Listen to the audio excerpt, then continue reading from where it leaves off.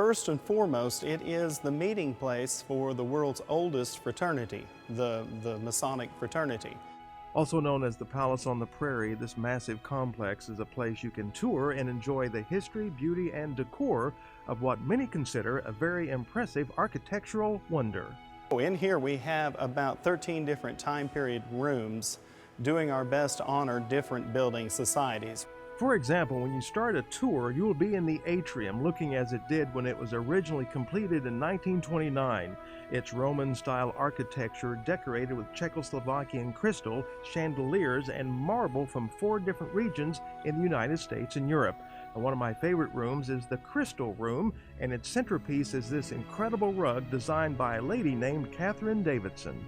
The rug is probably the largest, maybe at least it's in the top 10 of single-piece handmade rugs. It's 30 feet wide, 45 feet long, and carpet and pad together weigh over a ton. It's made of wool and camel's hair. Your walk through various architectural time periods will continue through the Pompeian and Assyrian rooms, but down the hall is an important part of Oklahoma history. It's known as the ballroom. The very first Oklahoma legislature met right here. It was actually at that time, it was 2 rooms. There was a division in that room to where the House could meet in one side and the Senate could meet in the other. And now the ballroom is used for dinners, dances, weddings, and wedding receptions.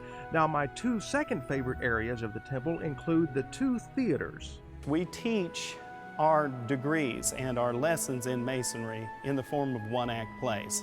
We have one very large theater. It seats 1,760 people. It is an Italian Renaissance style and an opera house.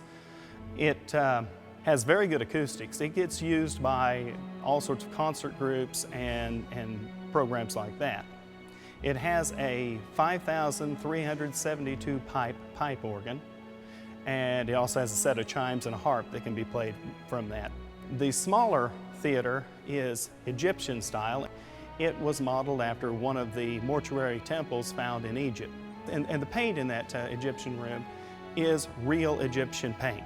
In other words, it's egg tempera. You take egg, you grind up whatever powder that is going to be the color you want, mix it together and blob it on. In dry climate, it'll dry and it'll stay forever. It'll be very bright and vibrant all these years later. And as you pass through what's known as Solomon's Arch or take in the Gothic Library, Tim says when people leave here, they're hoping that the folks take away a sense of awe of man's ability to create. You're walking through an architectural marvel. You're walking through a piece of art. And most of the people, when they come in, they pass the doors leaving the office complex into this atrium that we're standing in now. 42-foot ceilings, a 3/4 of a ton chandelier, bright stained glass, and their jaws hit the floor and they're immediately looking up. If man's works are also valuable, hopefully they'll take away a sense of the worth of mankind. And maybe we can make a better world just based on that.